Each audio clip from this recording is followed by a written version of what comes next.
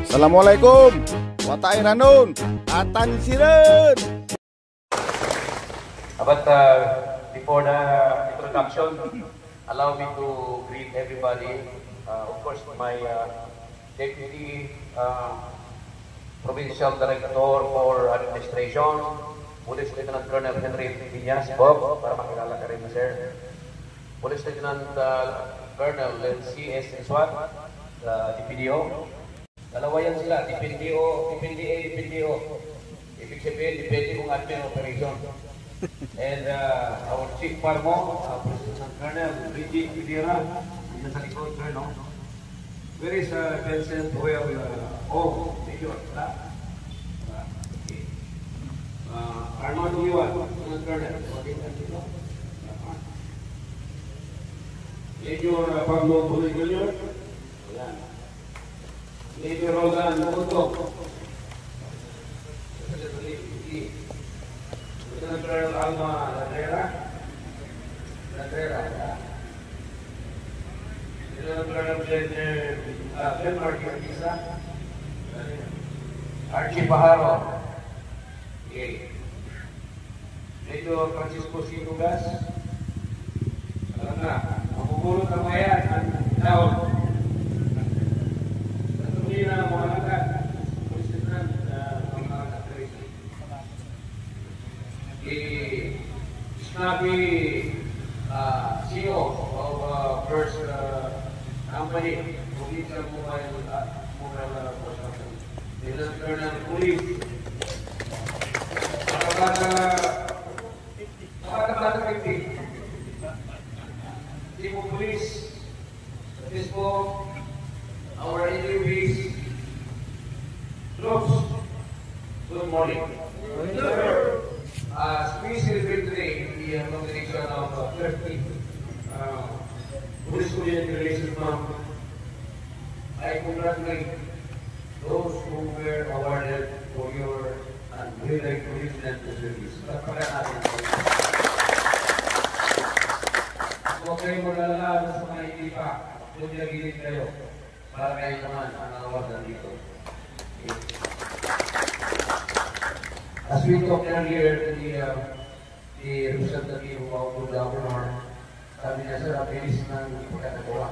So, sir, lahat ng mga kawapan natin dito, nakamonitor from day 1 up to this time kung paano ginawa ng tropa natin at yung provincial record, mabilisan, no? Less than a month napagawa ng stage na to.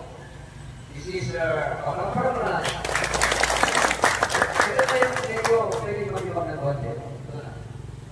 This is convertible from a stage to a training room. So pagkatapos ng mga ganitong pagpipon, ang activity ay sasaraduhan naman ito para sa lumur hanggang sa kanila.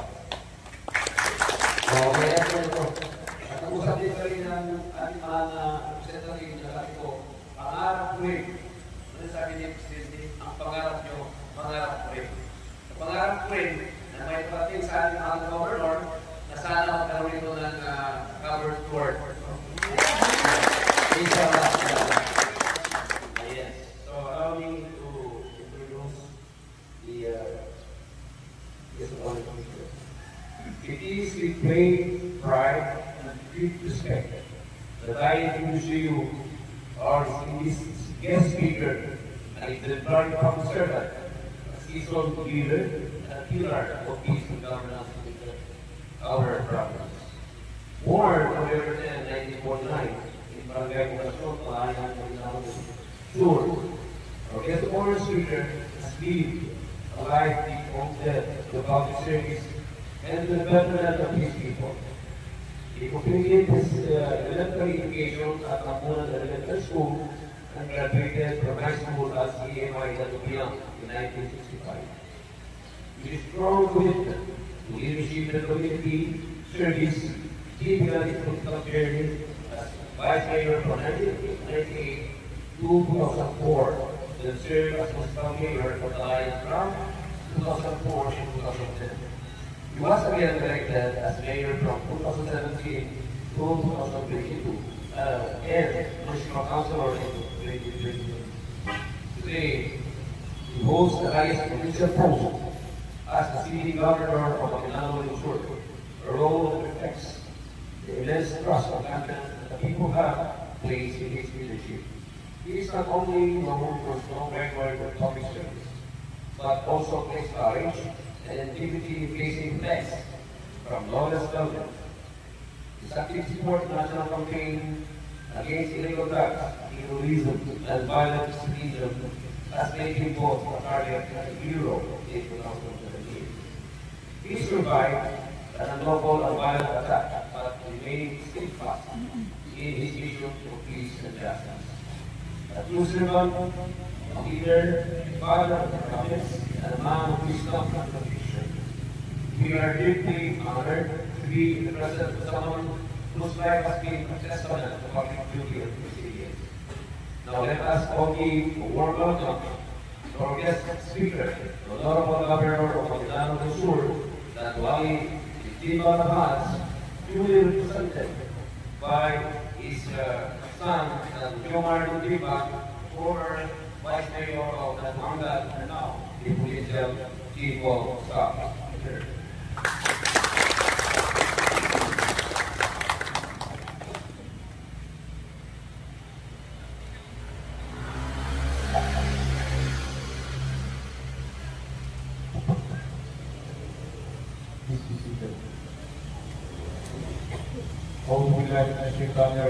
Bismillahirrahmanirrahim. Magandang umaga sa ating lahat. Mapita sa President Ramo, and good morning to each and everyone. Assalamualaikum warahmatullahi wabarakatuh. My courtesy and respect to our Provincial Director, Police Colonel Sultan Salman Sapal,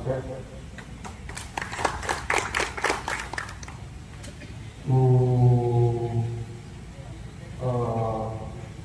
all the officers here at the stage. Hindi ko na po ma-mention lahat, baka may malimutan ako. I apologize. To our Lieutenant uniforms, to all the awardees, congratulations. Assalamualaikum warahmatullahi wabarakatuh again.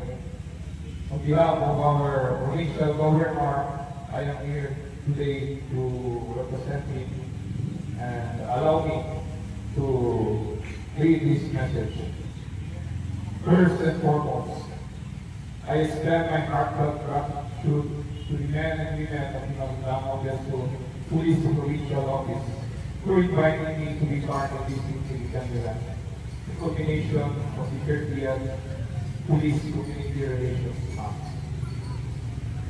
This year's celebration is more than just a tradition.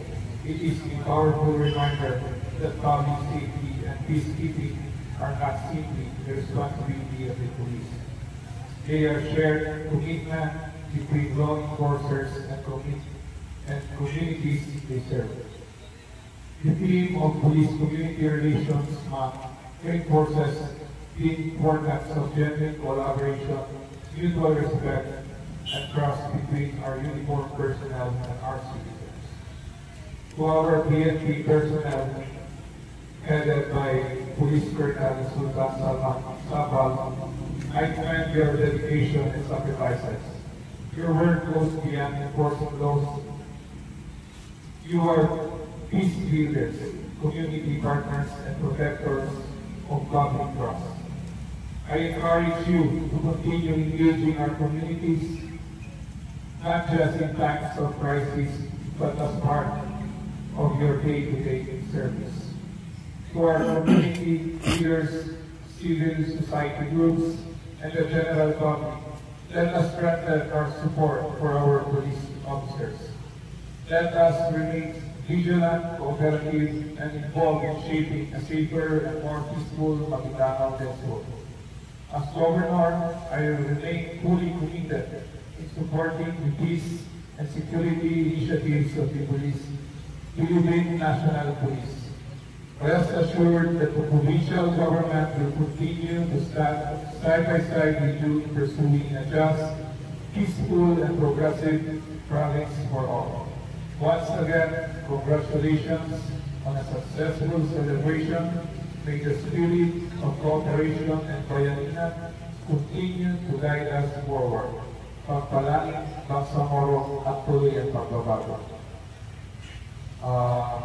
That was the message of our governor, sir, and I commend also kasi ngayon lang po ako mabalik-balik dito sa ating akbo, and ang una ko talaga napansin itong stage ni sir, and yun, sabi ko kay sir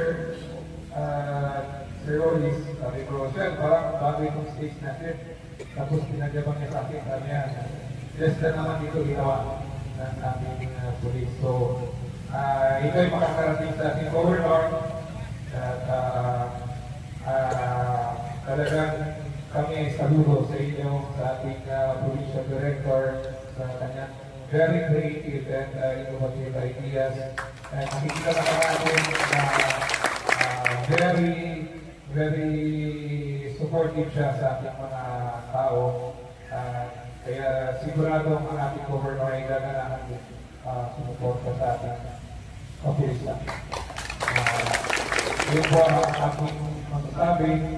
Ipaparating ko po ang inyong requester na siya hopefully sana makakuha tayo ng team dito sa pag-monitor and mapagpintahan natin lahat. Nagiging na lang po. Assalamualaikum warahmatullahi wabarakatuh. Once again, ladies and gentlemen, a round of applause to our Category Speaker, Honorable Tatu Ali and Lehinba, Governor ng Ilocos Sur, duly represented by Honorable Tatu Jomar Lehinba. A round of applause, please. On behalf of the Ilocos Sur from the Ilocos Sur Police Provincial, we would like to express our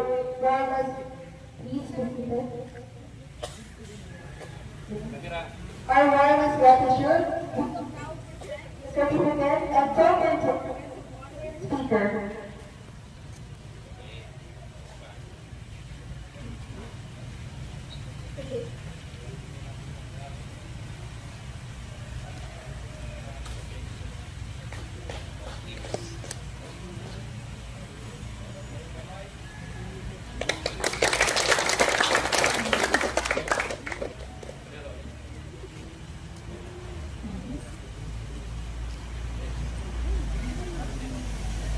Please go to that, sir.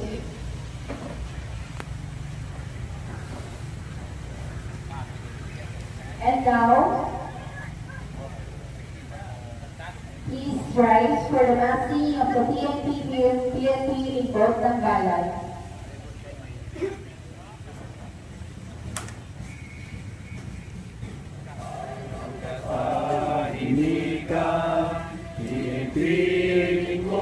Ng bayan, kriminal aming kalaban, mamamayan paglilingkuran.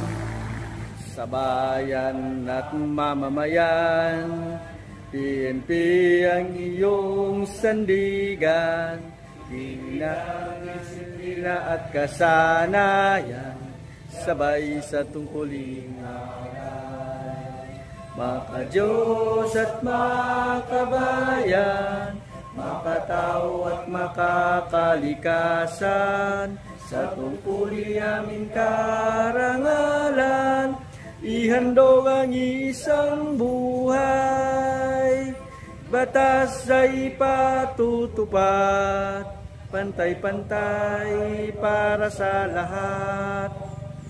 Walang mayaman o mahirap, ang bayan ay galak. PNP mamamayan paglingkuran, isang katatagan aming kantang, kalakaray ulan ng tunay, kapayapaan naming tagumpay. Maka-Diyos at makabayan, makatao at makakalikasan. Sa tungkoli aming karangalan, ihandog ang isang buhay, ihandog